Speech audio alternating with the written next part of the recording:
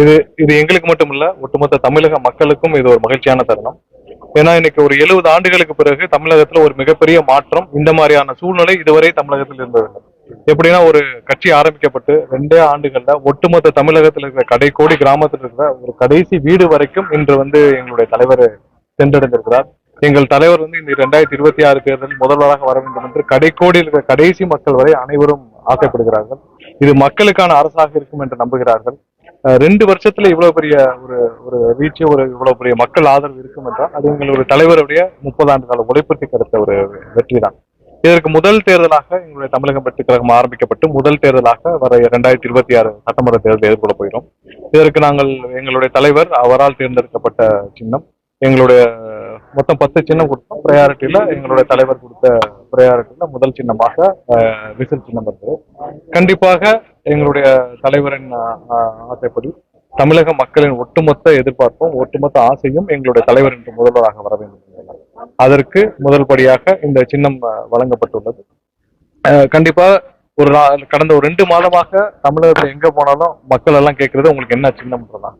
ஏன்னா இவ்வளவு தூரம் ஒரு மக்கள் அனைவரும் என்ன சின்னம்னு போற இடத்தெல்லாம் கேட்கறதுக்கு என்னன்னா, அவர்கள் பொதுமக்கள் அனைவரும் வாக்களிக்க தயாராகி விட்டார்கள். எங்களுக்கான என்ன சின்னம் என்பதை பொதுமக்கள் தினமும் எதிர்பார்த்து காத்துக் கொண்டிருந்தார்கள். அவர்களின் ஒட்டுமொத்த எதிர்பார்ப்பும் இன்று ஆசையும் இன்று பூர்த்தியாகப்பட்டது. ஒரு சின்னம் ஒதுக்கப்பட்டு எங் கட்சியினருக்கு முன்னாடி இன்று மக்கள் அனைவரும் சேர்ந்து கொண்டாடும் ஒரு சின்னமாக இருக்குது. கண்டிப்பா 2026 தேர்தலில் வெற்றி சின்னமாக இந்த விசில் சின்னம் இருக்கும் என்பதில் எந்த மாற்று கருத்தும் இல்லை. 2026 எங்களுடைய தலைவர் முதல்வராக அமர வைக்கும் இந்த சின்னம் தமிழக மக்களின் ஒட்டுமொத்த மக்களின் வெற்றி சின்னமாக இருக்கும் என்பதில் எந்த மாற்று கருத்து. தமிழ்நாட்டை பொறுத்த வரைக்கும் சின்னங்கள் எலெக்ஷன்ல ரொம்ப பெரிய ரோல் பிளே பண்ணுது. இன்னும் 90 டேஸ் இருக்கு. நூக்கன் கார்னர் வரைக்கும் எடுத்து போனோம். எப்படி எடுத்து போறாங்க?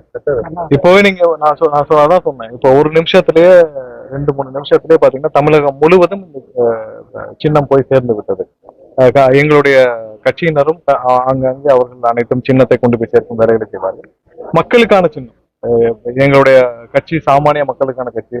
மக்களுக்காக ஒருவர் அனைத்தையும் ஒரு 30 ஆண்டு கால உழைப்பை மாற்றிவிட்டு இன்னைக்கு வேண்டாம், இது வரைக்கும் வருஷத்துக்கு ஒரு 500 கோடி சம்பாத்தியம் வேண்டாம், மக்களுக்காக வந்தேன்ற ஒரு திடமான முடிவை எடுத்த ஒரு தலைவருக்காக ஒட்டுமொத்த தமிழகமும் கண்டிப்பாக காத்துக்கிட்டு இருக்குது.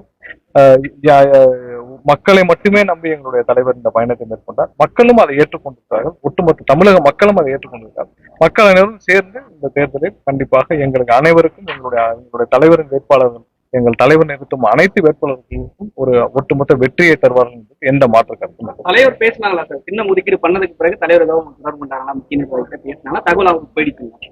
இல்ல, தலைவர் கண்டிப்பாக பார்த்திருப்பார். இதுவரை எங்களுடைய பொதுச் செயலாளர்கிட்ட பேசியிருப்பார். கண்டிப்பாக இருப்பார். நன்றி.